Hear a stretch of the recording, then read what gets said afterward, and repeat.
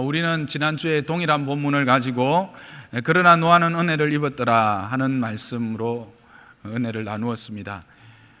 죄악이 만연한 땅, 하나님이 진노할 수밖에 없고 하나님이 마음에 근심할 수밖에 없는 그 땅 가운데서도 오직 한 사람 노아는 하나님께 은혜를 입고 그는 참으로 당대의 완전한 자라 하는 그 같은 사람들로부터 인정을 받았습니다. 그러면 이것이 무엇을 의미하는 것일까 할 때 그것은 이 노아가 은혜를 입었다라고 하는 사실은 하나님의 구원의 계획, 하나님이 자신의 형상과 모양으로 지은 그 백성들을 구원하시고 그들을 이 땅에 지으셨을 때 처음 가지셨던 그 아름다운 계획, 그 백성들과 함께 나누고 누리면서 천국을 맛보고자 하는 그 계획이 한순간도 포기되거나 중단된 적이 없고 또 중단되지 않을 것이다. 하나님께 순종하는 자, 하나님과 동행하며 그 하나님의 뜻을 알아가고자 하나님 앞에 서는 그 사람들을 통해서 하나님의 계획, 하나님의 구원은 진행되고 성취되어질 것이다 하는 것들을 보여주는 모델이었다, 그렇게 했습니다. 그래서 이것이 궁극적으로 예수 그리스도를 통해서 이 땅 가운데 실현되어지고 이제 그 은혜가 저와 여러분들까지 미쳐서 우리는 이 땅을 살아가는 노아와 같은 존재, 험악하고 죄로 만연하고 그래서 하나님으로 하여금 근심할 수밖에 없고 한탄할 수밖에 없는 이 땅이라 할지라도 여전히 하나님은 저와 여러분을 통해서 하나님의 구원이 이 땅 가운데 실현되어지고 또 보여지고 또 우리로 하여금 누려지게 할 자들로 우리를 불러주셨다, 우리에게 은혜 주셨다 하는 것들을 확인하게 되었습니다. 여러분, 한 주간 동안 이 은혜가 여러분들 삶과 함께 해 주신 줄 믿습니다. 그렇죠. 여러분들이 한 주간 우리가 맥주 감사 주일 하나님의 구원의 여정 가운데 첫 열매로 하나님께 드렸던 그 은혜를 생각하면서 우리의 구원의 여정 가운데 함께 동행하시는 하나님에 대하여 우리가 묵상하고 또 그것을 감사하는 우리가 시간을 보내었습니다. 그렇지만 또 우리의 신앙의 여정들을 생각해 볼 때 과연 우리의 신앙함 가운데 늘 이와 같은 은혜의 감격과 하나님의 은혜의 부요함 가운데 내가 거하였던가, 또 내 삶이 과연 세상이 나를 볼 때에 하나님의 구원이 무엇이며 하나님의 구원을 입은 자의 복이 무엇인지를 보여주며 살았던가를 돌이켜보면 그렇지 못했던 시간과 그렇지 못했던 날들이 너무 많았던 것을 확인하게 되어집니다. 그러면 어떻게 하면 이와 같이 이 시대 가운데 노아와 같이 은혜를 입어서 패역한 세대 가운데서도 하나님의 사람이 어떠한가, 하나님의 사람이 누리는 복이 무엇인지, 그리고 하나님은 그를 어떻게 대우하시고 인도하시는지를 보여주며 살아갈 수 있을까? 라고 하는 질문을 하게 됩니다. 그 질문에 대해서 오늘 이 성경이 답해주고 있습니다. 여러분, 그 공부를 잘하는 사람들의 특징 중에 하나가 있더라고요. 저는 공부를 못했어요. 그렇죠? 여러분 다 잘 아시는 것처럼 저는 이제 초등학교 3학년 때 첫 이제 한글을 떼고 열심히 달려서 여기까지 왔지만 어쨌든 공부를 참 못했는데 나중에 알고 보니까 공부 잘하는 사람들의 특징 중에 하나가 오답 노트를 적는 거더라고요. 그래서 시험을 칠 때 틀리는 거를 거의 자꾸 틀린대요. 그래서 이제 틀린 오답 노트를 딱 만들어 놓고 그 다음부터는 이제 그 부분에 대해서는 틀리지 않는 것들을 하루 이틀, 한 달, 두 달 지나고 나면 실력이 느는 것들 보게 됩니다. 오늘 이 본문은 뭐와 같은 것인가? 그와 같은 오답 노트라고 하는 것을 저는 확인하게 된 겁니다. 하나님이 이 하나님의 아들들을 이 땅에 보내시고 그들을 통해서 기대하셨던 것이 무엇일까 하는 겁니다. 우리가 아는 것처럼 이 사람의 딸들과 하나님의 아들들이 처음부터 이렇게 함께 섞여서 살지는 않았습니다. 그죠? 지난주에 안 오신 분들을 위해서 이렇게 사람의 아들들과 하나님의 딸들을 거꾸로 말했죠.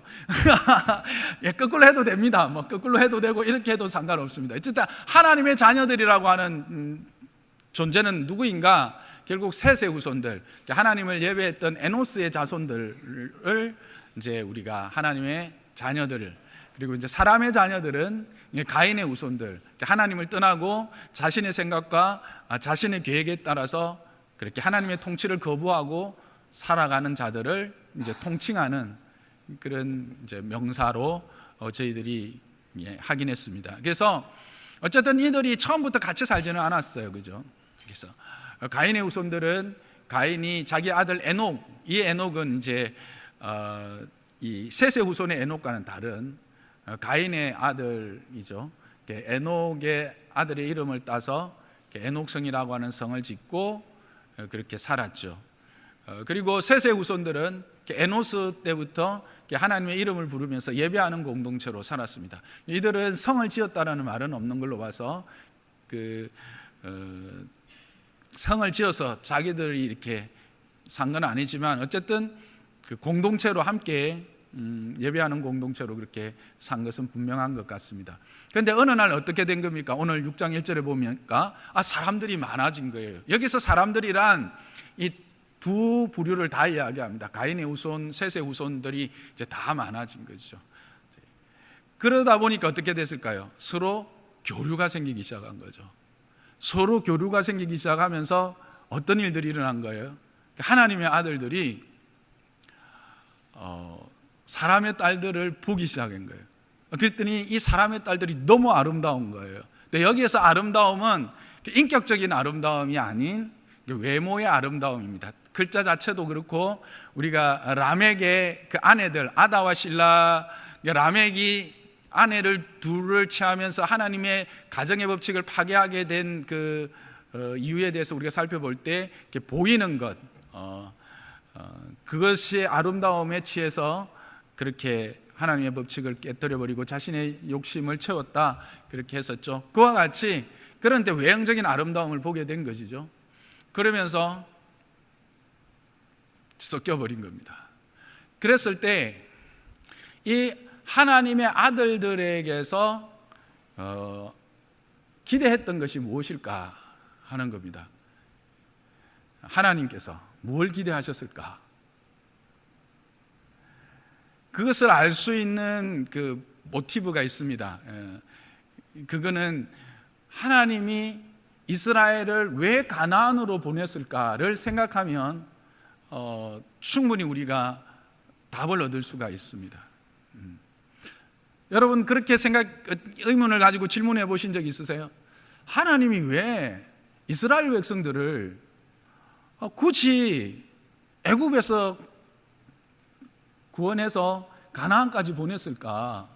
그냥 거기 애굽 땅에서도 하나님의 통치와 하나님의 다스림이 나타나는 하나님의 백성 되게 하고 애굽을 그냥 싹 다 정복하게 하든지 뭐 그렇게 해서 하나님 나라 만들면 되는데 굳이 그들을 뭐 10가지 재앙을 주고 홍해 건너게 하고 광야 지나게 하고 해서 가나안까지 굳이 인도하셨을까? 생각해 보신 적 있으시죠? 네, 있을 줄 믿습니다. 성경을 보면 그 이유가 분명히 있어요. 그게 왜냐하면 가나안이 패역했다고 합니다. 가나안이 하나님을 떠난 우상의 땅에 되어버렸다라고 하는 것입니다. 근데 이 가나안은 어디를 상징하느냐 하면 하나님을 떠난 모든 인류를 뜻합니다. 상징하는 곳입니다. 그래서 하나님을 떠나서 우상을 숭배하며 자기의 욕심을 따라 살아가던 자들의 상징적 지역이었죠. 그를 통해서 하나님은 그런데 그들에게 어떻게 해요? 이스라엘이라고 하는 하나님의 백성을 통해서 그 땅을 정결케 하고 깨끗게 해서 하나님의 통치, 하나님의 다스림이 나타나는 나라를 이루시기를 원하시는 것입니다. 이게 뭐냐면 결국 구원이에요. 구원이라는 게 뭔가? 결국 하나님의 백성을 통해서 이 땅 가운데 하나님의 통치가 일어나고 그래서 하나님의 그 거룩하심이 실현되어지게 하는 것, 그게 하나님의 이스라엘을 가나안까지 인도하여 낸 것이죠. 그래서 하나님의 그 구원을 보여주고 하나님의 백성으로 말미암아 그 땅을 회복시키려고 하는 것, 그것이 하나님의 구원을 이루어가는 방법이고 우리에게 보여주시는 방법이거든요. 결국 그렇게 본다면 처음에 이 하나님의 아들들을 통해서 이 두 그룹이 섞여질 때 기대하셨던 것은 동일할 것이라는 것입니다.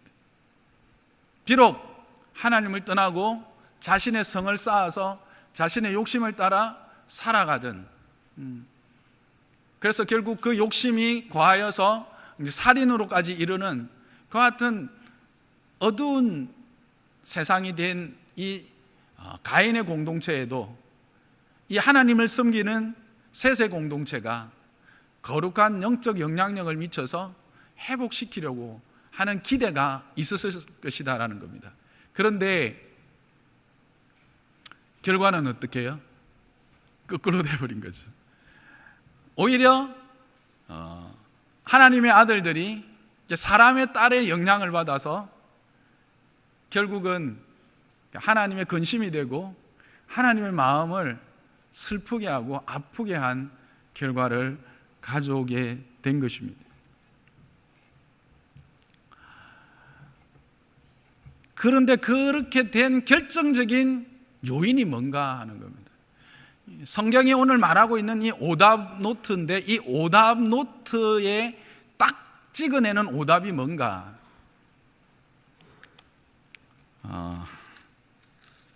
우리가 1절과 2절을 한번 읽어봅시다. 시작. 사람이 땅 위에 번성하기 시작할 때에 그들에게 딸들이 나니 하나님의 아들들이 사람의 딸들의 아름다움을 보고 자기들이 좋아하는 모든 여자를 아내로 삼는지라. 오답이 뭐예요? 하나님의 아들들의 영적 방종, 음란입니다.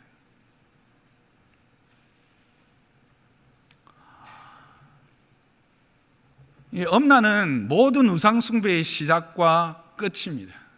실질적으로 그 가나안을 하나님께서 이스라엘 백성들을 통하여 심판하시고 정결케 하시고 하나님의 통치가 일어나는 땅으로 만드시려고 할 때 그 땅이 음란하고 방탕하며 우상으로 가득 찼다고 말씀하고 있습니다. 그래서 이 음란의 문제, 영적 방종의 문제는 우리들로 하여금 하나님의 구원, 우리를 향한 하나님의 기대, 그리고 하나님이 베풀어 주신 그 구원의 풍성함과 부요함을 누리지 못하게 하는 아주 결정적인 오답이다라고 하는 것을 지금 성경은 이야기하고 있는 것입니다. 왜 그렇습니까? 3절이 그 이유를 말하고 있습니다. 3절은 그와 같은 자들에게는 내가 함께 할 수 없다, 그렇게 말합니다. 나의 영이 그들과 함께 할 수 없어서 영원히 사람과 함께 하지 아니하리라, 그렇게 말하고 계십니다. 음란한 것, 영적 방종에 빠진 자들은 어떤 존재냐? 3절이 말하기를 육신이 되었다, 그렇게 그들이 육신이 되었다라고 합니다. 하나님의 영이 떠나고 육신의 존재가 되었기 때문에 그렇게 된다라는 겁니다. 여기서 육신이 됐다라고 하는 것은 짐승과 다름이 없는 존재가 되었다라는 뜻입니다. 극단적으로 표현하면 고기 덩어리가 되었다, 이렇게 말할 수도 있습니다. 왜 그렇습니까? 사람의 사람됨, 그 존재의 가치는 어디에 있습니까? 짐승과 사람이 구별되는 기준은 무엇입니까? 그것은 하나님의 영입니다. 그렇죠? 창세기 앞으로 가보면 하나님이 모든 동물들을 어떻게 만드십니까? 말씀으로 만드시죠. 그런데 사람은 어떻게 만드시죠? 말씀으로 지으시고 빚으신 이후에 최종적으로 그의 코에 호흡을 불어넣어서 그가 생명이 되게 하십니다. 즉 영적 존재, 사람이 사람됨, 인간의 존중, 인간이 존귀한 자가 된 이유는 하나님의 영이 우리에게 함께 있기 때문에 그와 같은 존귀한 자가 되는데, 이제 하나님의 영이 함께 하지 못하니까 육신이 되어버리니까 이것은 짐승이다라는 겁니다.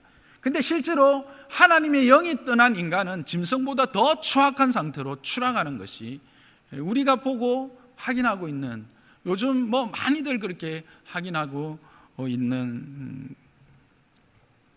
모두가 다 공감하고 있는 그런 모습들이죠.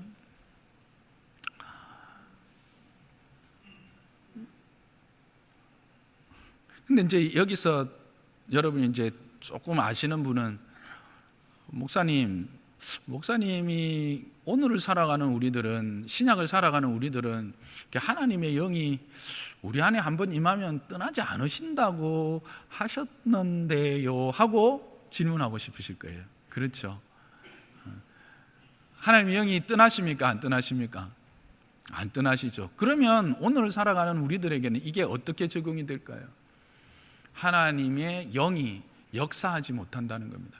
하나님의 영이 우리 가운데 오셔서 평안과 하나님의 구원의 기쁨과 하나님의 그 자녀됨의 존귀함의 부요함을 누리지 못하게 하는, 누릴 수 없는 그것들을 우리 속에서 역사하지 못하게 하고 오히려 못하는, 탄식하게 하는 자리에 들어가게 된다는 사실입니다. 하나님이 이 땅 가운데 인간의 몸을 입고 오시고, 그리고 십자가를 지시고 모든 저와 여러분의 죄와 허물을 해결해 주셨습니다. 그리고 우리에게 자녀됨의 구원을 주시기 위해서 그 죽음의 저주를 물리치고 부활하셔서 우리를 그 부활의 영광 가운데로 초대해 주셨다는 것입니다. 그런데 우리 안에 이 음란의 죄, 이 음란과 이 방종, 영적 이 방종의 성적 방종, 영적 방종이 아니라 이 성적 방종의 자리에 들어가게 되면 그와 같은 하나님의 은혜, 하나님의 부요하심이 더 이상 내 안에서 작용하지 못한다면, 그것이 누려지지 않는다라고 하는 사실입니다. 그것이 오늘 본문이 이야기하려고 하는 것입니다. 왜요? 하나님은 거룩하시기 때문에 속된 것과 함께 할 수가 없어요. 그래서 하나님이 우리에게 요구하시는 것이 무엇입니까? 여러분, 우리에게 하나님이 요구하시는 실질적인 것은 딱 하나입니다. 그건 뭔지 아십니까? 거룩입니다. 내가 거룩하니 너희도 거룩하라고 말씀하고 계십니다. 모든 것이 이 하나님의 거룩함, 그 거룩함으로 우리를 초대하시는 거예요. 하나님은 우리에게 한 번도 너희는 성공해라, 너희는 행복해라, 너희는 부자가 되라, 건강해라, 그렇게 말한 적이 없어요.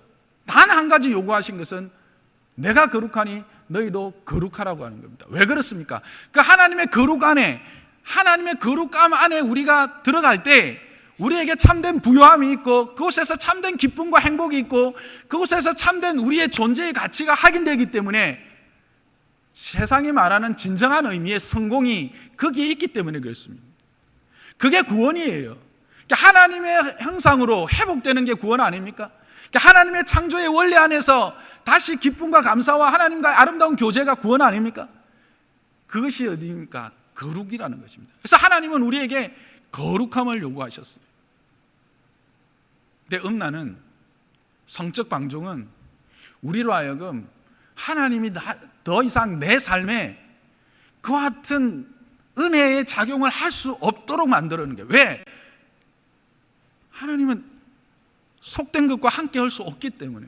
그래서 여러분, 레위기를 보면 여러분들이 왜 이래, 이런 것들까지 어쩌고 하면서 복잡하나. 근데 한마디로 딱 말하면 거룩입니다. 구별됨입니다. 정결함입니다. 그 가장 정결함의 출발이 어디냐? 음란, 성적 문란함, 방종, 그것이다라는 것입니다.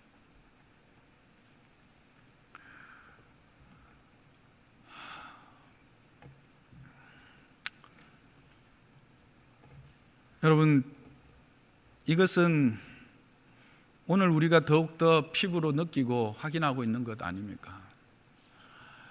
제가 그 출처를 정확하게는 기억을 못합니다만 한국의 남성들 대상입니다. 대상으로 했을 때 성매매를 한 번도 하지 않는 남성이 몇 퍼센트 정도 될 거라고 생각하십니까? 30%랍니다. 다른 말로 뒤집으면 70%는 성매매를 하거나 했다라고 하는 이야기입니다. 근데 참 안심되는 게 30%. 그래도 크리스찬들이 20%니까 크리스찬들은 거기 속하지 않았겠다라고 생각할 수 있지만 그건 역시 그렇지 않다는 걸 우리가 알고 있습니다. 부끄럽게도 목사된 자들부터 심심찮게 그렇게 언론에 오르내리고 있다는 사실은 이것으로부터 진정 자유로운 자가 있을까 하는 것입니다. 하나님은 우리에게 구원을 허락하셨습니다. 그리스도로 말미암아 이 땅에 살지만 이 땅에 속한 자가 아닌 하늘의 부요함과 하늘의 복됨을 누리며 살아갈 수 있도록 우리를 구원해 주셨습니다. 아멘이십니까? 그리고 그 구원을 이 땅 가운데서도 누릴 수 있도록 성령이 우리와 함께 동행하십니다. 아멘이십니까? 그래서 그것을 풍성히 누리기를 원하십니까? 그것을 참 부요함으로 이 땅 가운데서도 맛보며 살아가기를 원하십니까? 그렇다면 우리의 삶에 음란함을 버려야 하는 것입니다. 하나님은 답을 분명히 주셨습니다. 한 아내에게 한 남편이요, 한 남편에게 한 아내를 주신 것입니다. 결혼하기 이전에는 그러므로 스스로를 정결하게 지켜 나가야 합니다. 그것이 하나님의 정답입니다.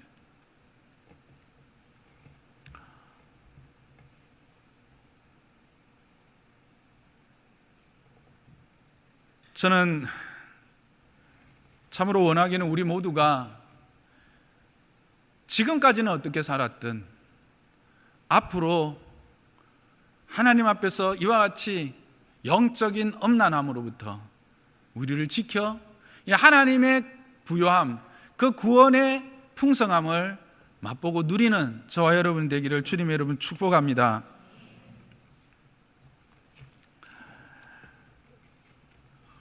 근데 이것은 우리들만의 문제는 아닐 것입니다. 더 큰 문제는 뭘까요? 우리의 자녀들입니다. 우리의 자녀들에게 우리는 그들로 하여금 바른 성 정체성을 가질 수 있도록 가르쳐야 될 책임이 있습니다. 그런데 세상은 지금 어떻게 말하고 있습니까? 그들의 성적 정체성이나 그 모든 것들은 스스로 결정하게 두어야 된다고 이야기합니다. 성경은 그렇게 말하고 있지 않습니다. 성경은 분명히 가르치라고 되어 있습니다. 모든 것을 바로 가르쳐야 합니다. 그러려면 어떻게 해야 될까요? 우리가 알아야 돼요. 내가 그렇게 살아야 돼요. 내가 그렇게 살지 않고 내가 알지 못하면 성경이 말하는 바 성과 하나님의 이 가정과 결혼에 대해서 이야기를 해줄 수가 없어요. 여러분, 여기 아이들도 있고 해서 그렇긴 하지만, 자, 하나님은 우리에게 성을 주셨는데 이게 축복일까요? 아니면 이게 저주일까요? 아니면 이게 아무것도 아닌 그냥 선택의 문제일까요? 축복입니다. 하나님의 축복이에요. 이 땅에서 아름다운 교제, 하나님과의 사귐의 또 다른 모습을 경험하며 살아갈 수 있도록 한 것이 아내와 한 남편의 관계예요. 그 깊은 관계. 그래서 알다라고 하는 히브리어로 야다라고 할 때 이 야다, 알다는 남자와 여자와 성적으로 아주 깊은 관계를 가지어서 알게 되는 상태를 말할 때 야다라고 하는 알다라는 단어를 씁니다. 그래서 너희가 힘써 여호와를 알아라 라고 말할 때 그 알아간다라고 하는 것이 그런 깊은 교제 안으로 들어간다라고 하는 의미를 같이 가지고 있죠. 또한 이것은 우리가 하나님과의 1대1의 관계에 대한 설명이기도 합니다. 이 아름다운 가정의 출발인 남녀와의 관계는 우리는 하나님의 신부예요. 성경은 그렇게 이야기하죠. 그리고 하나님을 섬기는 신랑으로 섬기는 자들입니다. 그 섬김과 그 교제에 실현된 우리가 눈으로 보는 모습이 뭘까요? 이 땅에서 한 남편과 한 아내로 만난 부부예요.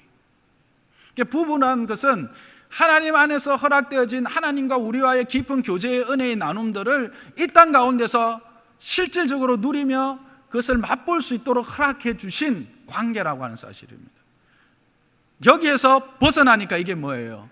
결국 하나님의 구원에서 벗어나게 되는 거예요. 하나님의 그 존귀함에서 벗어나게 되어서 하나님의 은혜의 풍성함을 누리지 못하는 게, 그게 바로 음란이고, 그래서 음란이 우상숭배의 처음이요 우상숭배의 끝이 되어지는 것입니다.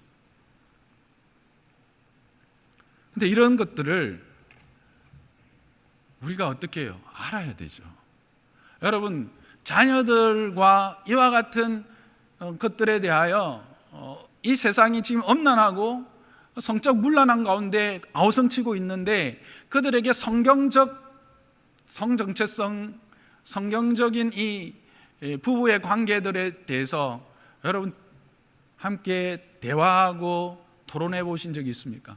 그리고 그것들을 위해서 책을 읽거나 공부를 해 보신 적이 있습니까? 그렇다면 여러분은 직무유기자들입니다. 요즘 세상은 어떻게 하고 있는지 여러분 아십니까? 성교육이라고 해가지고 학교에 성교육 선생님이 오셔요. 우리는 일반적인 성교육을 하는 걸로 생각했죠. 그런데 비밀의 방이라고 하는 곳에서 1대1로 만납니다. 그래서 이렇게 묻는다고 합니다. 너의 성은 뭐니? 난 여자예요. 나는 누구로 보이니? 여자죠. 그렇지. 그런데 만일 내가 여잔데 내가 수술을 해서 남자가 되었어. 그러면 너는 나를 누구로 봐야 돼? 이게 여러분 그냥 제가 지어낸 이야기로 들리십니까? 아닙니다. 지금 부산, 경남은 어떤지 모르는데 서울에서는 일어나고 있는 현실입니다. 유튜브에서 제가 확인한 겁니다.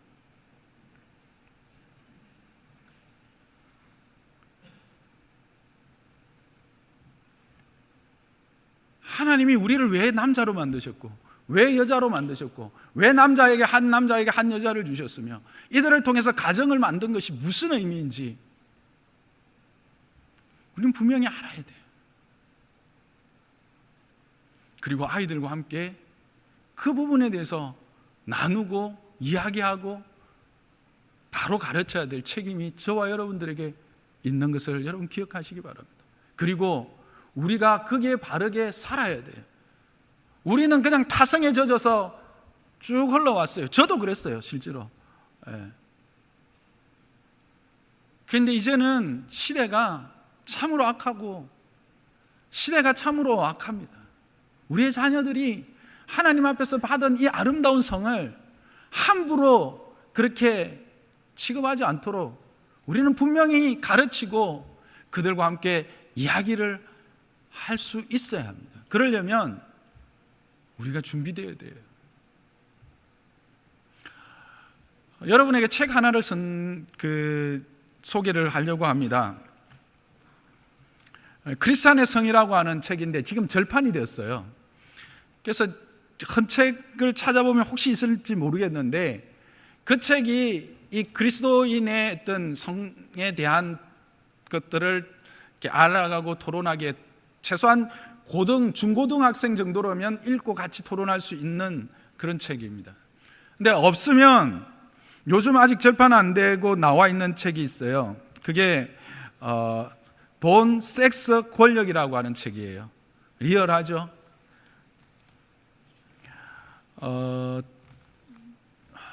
두란노 서원에서 나왔고요. 리차드 포스트가 지었습니다. 이 책은 아마 여러분들이 읽어보신 분들이 좀 많을 거예요. 집에도 아마 이 책이 있는 분들이 있을 건데, 부모들이 먼저 준비하지 않으면 우리의 자녀들 또한 물들어갈 수밖에 없어요.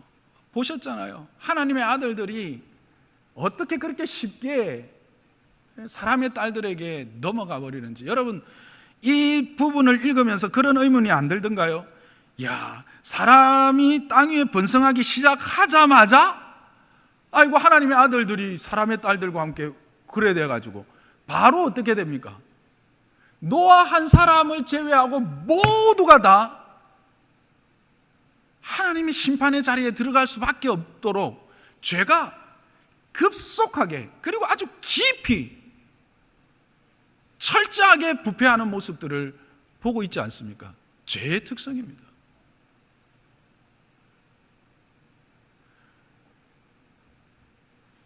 이렇게 질문했었어요. 누가? 그래도 노아 한 사람밖에 진짜 없었어요? 그러게요.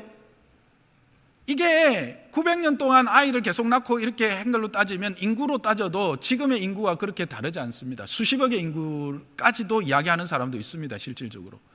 그렇게까지 안 됐다 하더라도 몇천만 명이라고 할지라도 이렇게 급속하게 그리고 그렇게 깊게 부패하고 타락할 수밖에 없었을까? 그 출발점이 뭐라고요? 음란이라고 하는 겁니다.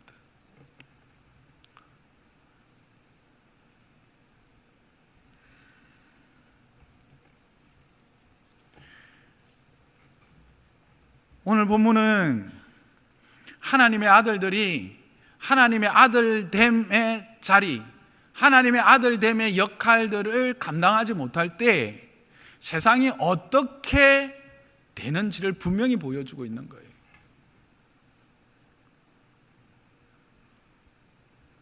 단지 우리 개인의 구원의 감격과 부요함의 문제가 아니라 우리의 자녀들, 우리의 다음 세대들이 살아갈 이 땅이 어떻게 변화될 것인가를 미리 보여주는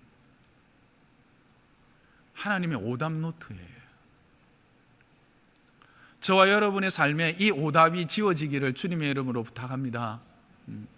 주님이 주신 정답으로 채워지기를 주님의 이름 축복합니다. 하나님의 거룩함을 닮아 살아갑시다. 지금까지 우리가 그렇게 살지 못했다 할지라도 앞으로는 이 하나님의 정답을 따라서 그 하나님의 거룩함에 초대된 자로 그 거룩함을 세상에 보여주는 자로 살아가기를 주님의 이름으로 축복합니다. 하나님의 오답은 계속됩니다. 이어서 이렇게 하나님의 아들들과 사람의 딸들을 취하여서 나타난 결과가 무엇인가를 4절은 우리에게 분명히 이야기해 줍니다. 거기에 보면 하나님의 아들들이 사람의 딸들에게로 들어와 자식을 낳았으니 그들은 용사라 고대에 명성이 있는 사람들이었다, 그렇게 말하고 있습니다. 참 재미있는 결과 아닙니까? 여러분들은 꿈이 있으십니까? 50, 60대에서 내가 무슨 꿈이 더 있겠습니까? 하실 분들이 있겠지만 여기는 10대들도 있고 20대들도 있고 30대들 아직 꿈꾸기에 충분한 나이입니다. 30대의 꿈을 접지 마세요. 40대의 꿈을 접지 마세요. 예전에 제가 경험한 건데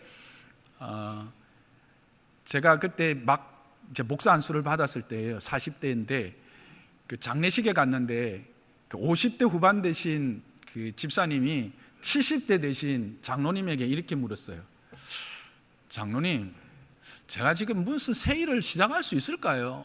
나이가 들어서 무슨 일을 시작하려고 하니까 마음이 내키질 않고 마음에 근심만 됩니다. 이랬더니 70대신 장로님이 무슨 말이냐? 내가 50이라면 내가 뭐든지 다 하겠다. 이렇게 하시더라고요. 이건 여담이긴 한데 여러분 꿈과 소망을 가지고 하나님 앞에서 한 걸음 한 걸음 나아가기를 주님의 이름 축복합니다. 그렇다면 그 꿈과 소망이 과연 뭔가 하는 질문을 여러분에게 드리겠습니다. 우리의 대부분의 꿈과 소망은 무엇입니까? 용사가 되는 것 아닙니까? 우리의 꿈과 소망의 대부분은 유명한 자가 되는 것 아닙니까? 명성이 있는 자가 되는 것 아닙니까? 그래서 사람들로부터 주목받고 높아지는 것 아닙니까? 많은 것을 소유하는 것이 아닙니까? 그런데 오늘 성경은 그게 너희들이 꿈이나 삶의 목적이 되어서는 안 된다라고 말하고 있습니다. 왜 그렇습니까? 그 용사들과 그 유명한 자들, 그 명성 있는 자들을 통해서 세상은 어떻게 됩니까? 우리가 생각하기에 성공한 자들, 명성이 있고 용사가 된 자들을 통해서 세상은 더 선하게 변화될 것을 기대합니다. 그러나 오늘 성경이 보여주는 결과는 무엇입니까? 5절입니다. 함께 읽어볼까요? 시작. 여호와께서 사람의 죄악이 세상에 가득함과 그의 마음으로 생각하는 모든 계획이 항상 악할 뿐임을 보시고, 그들을 통해서 만들어진 세상은 죄악으로 가득 차는 것이요, 그들을 통해서 나타났던 이와 같은 용사들과 이와 같은 명성 있는 자들은 생각하는 것이 다 악한 것일 뿐인 사회가 되었다라는 것입니다. 그런 사람들이 되었다라고 하는 것입니다.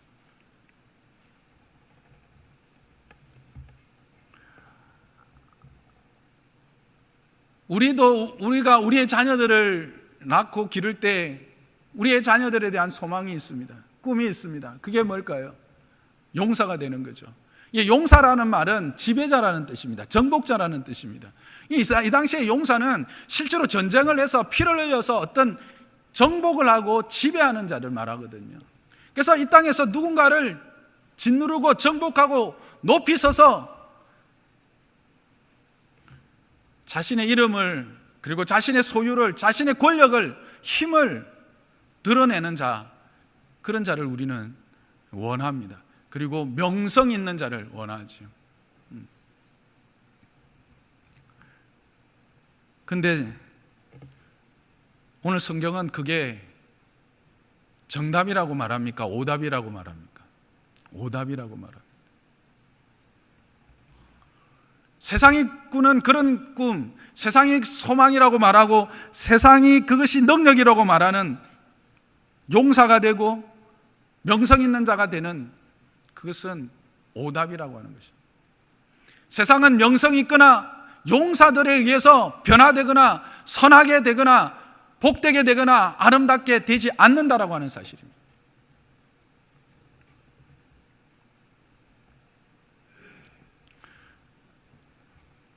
그럼 목사님, 자녀들이 태어났는데 어쩌라 말입니까? 그냥 대충 살다가 그냥 대충 죽어라, 그렇게 그냥 방치를 하라는 이야기입니까?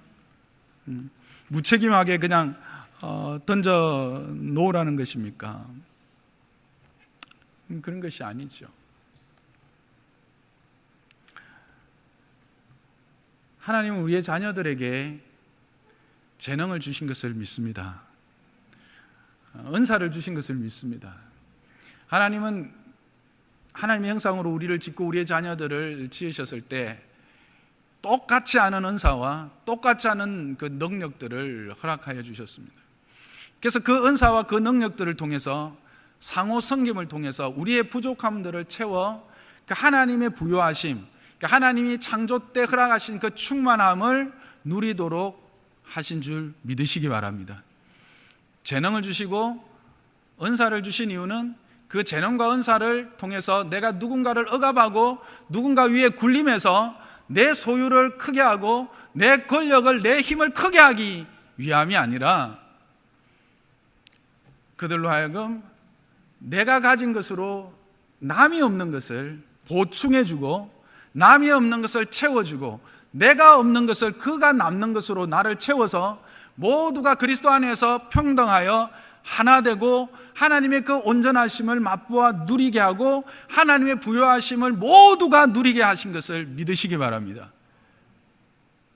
재능과 은사는 그렇게 써야 되는 것입니다.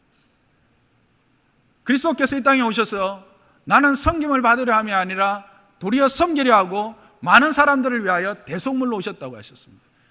우리의 삶의 이유도, 우리의 자녀들의 삶의 이유도 그것이어야 합니다. 그게 누구의 삶입니까? 바로 에녹의 삶이요, 노아의 삶입니다.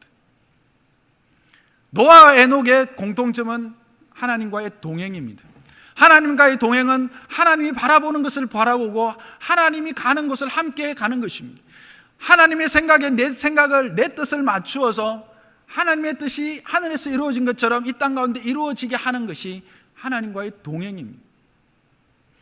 그리고 그렇게 살아가려고 할 때 내 능력의 부족함, 나의 연약함들을 하나님의 은혜 가운데 채워지기를 소망하고 그것들이 채워지기를 구하고 그래서 하나님 앞에 엎드리고 그렇게 하나님의 뜻에 내 뜻을 순종하는 것, 그게 바로 노아와 에녹의 삶인 것입니다. 우리의 자녀들이 이런 삶을 살도록 우리는 가르쳐야 하는 것입니다.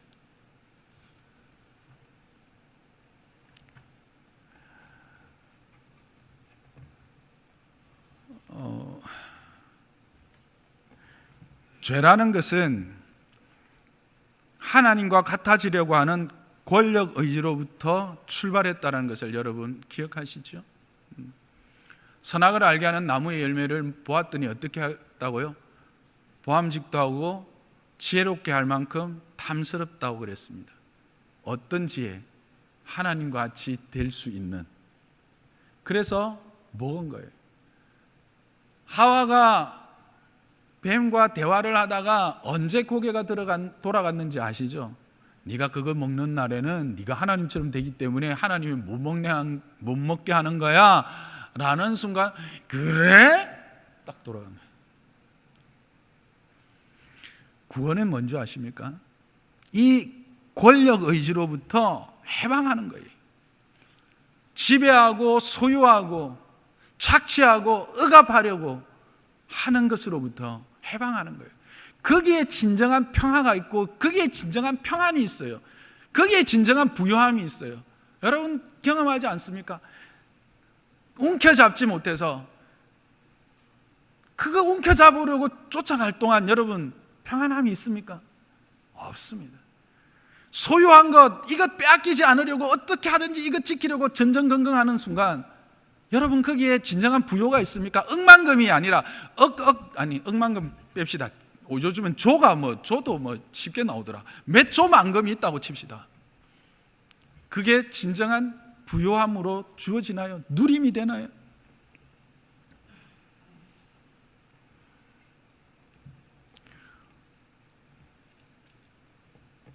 우리의 자녀들에게 진정한 구원을 바로 가르칠 수 있어야 되고, 구원이 무엇인지, 하나님이 뜻이 무엇인지를 말해줄 수 있어야 돼요. 그래서 그들의 시선이 하나님에게 집중될 수 있어야 된다니까요. 오늘 우리가 들어오면서 불렀던 찬양 있잖아요. 예? 어떤 어려움에도 주의 길을 선택하게 하는 거예요. 그들로 하여금 빛 가운데로 걸어가게 하는 거예요. 그것만이 그들로 하여금 참된 기쁨을 누리며 이 땅 가운데서 살아갈 수 있는, 이 땅에 살지만 이 땅에 속한 자가 아니라 하늘의 복을 누리며 살아갈 수 있게 하는 방법인 것을 믿으시기 바랍니다. 음란함과 이 권력 의지로부터 우리의 자녀들과 우리의 자신들이 벗어나는 거예요. 그게 오답이에요. 이 음란과 권력 의지가 오답이라고 하는 사실입니다. 저와 여러분이 이와 같은 오답을 지우는 은혜가 있기를 주님의 이름으로 축복합니다. 이 돈, 섹스, 권력에 보면 이런 것들에 대해서 성경적 의미를 분명히 이야기하고 있어요. 여러분 이제 곧 소그룹 방학인데 가정에 한 권씩 좀 구입해서 이것들 읽고, 먼저 부모들이 읽고 또 자녀들과 함께 읽고 나누는 시간이 되었으면 참 좋겠습니다. 그런데 한 가지 걱정되는 것은, 이런 설교를 듣고 가면 이제 집에 가서 잘됐다, 일로 와, 네가 그렇게 봐라, 교회 안 갈 수 있어, 네 예수 안 믿으면 큰일 나, 교회 가, 예수 믿어, 성경 읽어, 막 멱살을 잡고 막 질질 끌듯이 이렇게 합니다. 그러면 안 됩니다. 목사의 아들로서 그 어떤 분이 그 고백을 한 걸 들었습니다. 우리 집의 이야기는 아닙니다. 목사의 아들인데 자기가 한동안 정말 하나님을 떠나서 멀리 그 상관없이 살았다는 거예요. 방황을 크게 했다는 거예요. 그 이유가 뭐냐니까, 목사인 아버님의 그 믿음의 수준에까지 막 억지로 끌고 가고 무조건 막무가내로 끌고 가더라는 겁니다. 근데 나는 지금 안 믿겨지는 거예요. 나는 회의가 들고 질문이 생기는 거예요. 근데 그 회의와 질문에 대해서는 인정하거나 답해 주려고 하지 않고 무작정 막무가내로 끌고 가려고 하는 거예요. 되겠습니까? 그때가 언제입니까? 막 중고등학교 때 이제 막 청개구리인데 잘 달래서 가도 팅팅 튕겨 나갈 건데, 여러분, 우리가 이 수준에까지 자라기까지 얼마나 많은 회의와 질문과 실패를 반복했는지 기억하셔야 합니다. 그 회의와 그 질문을 그들도 동시에 하고 있다는 것을 인정해 줘야 된다는 거예요. 그런데 우리 때는 누군가 그것에 대해서 분명히 이해시키거나 설명해 주지를 않았어요. 나도. 나는 참 하나님의 은혜로, 그래도 이게 하나님의 은혜죠. 그래도 계속 이제 그 끈에 붙잡혀 있으니까 어쨌든 오고 어느 날 순간 그 하나님이 은혜가 번쩍 해가지고 그냥 그 앞에 꼬꾸라진 거잖아요. 저와 여러분 다 그런 거잖아요. 근데 이게 참 불행한 거잖아요. 요즘에 젊은이들이, 청소년들이 교회를 떠나는 이유가 거기에 있거든요. 그러면 어떻게, 그들의 회의와 그들의 질문에 대하여 우리가 답해 줄 수 있어야 된다는 거예요. 앞에 했던 말과 동일한 거예요. 그러니까 아이들에게 문을 열어 놓아야 돼요. 왜 회의하는지, 무엇이 회의가 되는지, 그 무엇은 질문이 있는지를 들어봐야 되죠. 지금 당장 내한테 답이 있을까요?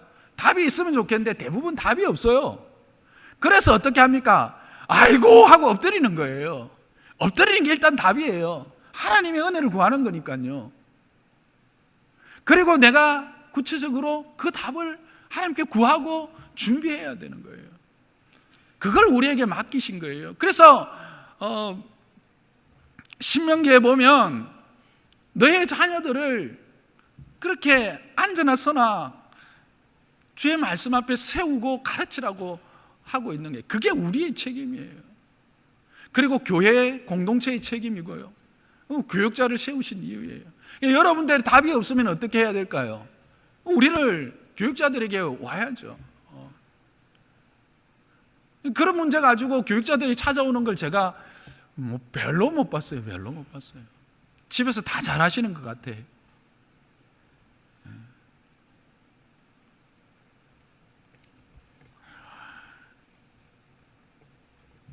성경으로 답해 줄 수 있는 부모들이 되기를 주님의 이름 축복합니다. 그래서 그들을 들어줘야 돼요. 일단 들어주세요. 들어주고 내가 답해 줄 수 있는 것은 여러분이 답해 주십시오. 그러나 여러분이 답해 줄 수 없는 것은 함께 연구하고 기다리고 그렇게 하나님의 은혜가 임하도록 해야 됩니다. 어떤 부분은 아무리 설명해 주고 아무리 이해시켜 주려 해도 안 돼요. 그럴 때는 어떻게 해요? 하나님의 은혜밖에 없어요. 그런데 하나님의 은혜가 그렇게 임합니다. 하나님의 은혜가 그렇게 임해요. 어떤 신비한 능력으로 이상하게 임하는 게 아니에요. 부모의 무릎과 부모의 눈물을 통해서 임하는 줄 믿으시기 바랍니다. 부모를 통해서 하나님의 은혜가 그렇게 흘러가게 하도록 하나님이 디자인해 놓은 거예요. 그게 부모의 자리예요. 그렇게 부모가 그렇게 삶을 살면 그 삶이 자녀들에게 그대로 흘러가게 되어 있어요. 그게 하나님의 은혜의 통로로서의 부모의 자리인 것입니다.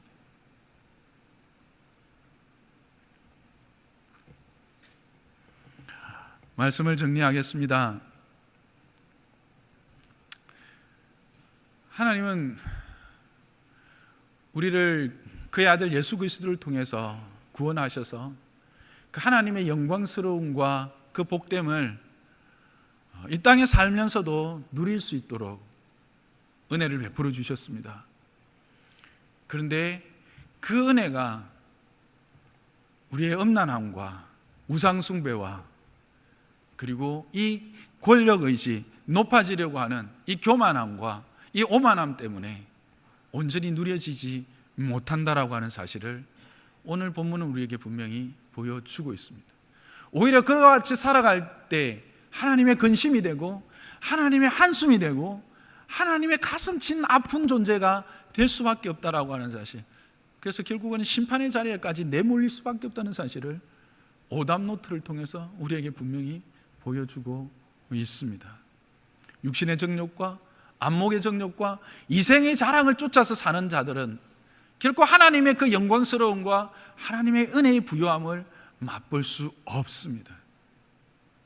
저와 여러분의 삶에 이와 같은 음란함과 우상숭배와 하나님처럼 되고자 하는 이 오만함과 교만함의 이 모든 오답들을 다 지워버리고 에녹과 노아와 같이 하나님의 시선에 우리의 시선을 맞추고 하나님의 마음으로 하나님의 뜻이 내 안에서 이루어지기를, 내 뜻을 포기하고 하나님의 뜻에 내 뜻을 맞추면서 그렇게 의지하고 걸어가는 저와 여러분 되시기를 주님의 이름으로 축복합니다.